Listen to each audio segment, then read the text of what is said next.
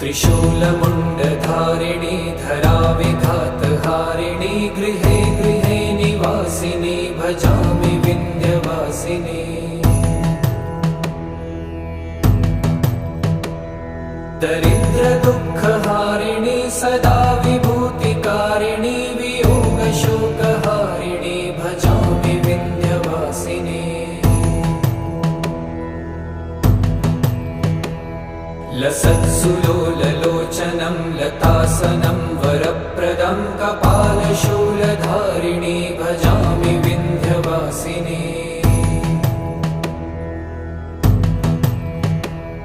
कराब्जदानदाधरां शिवा शिवां प्रदायिनी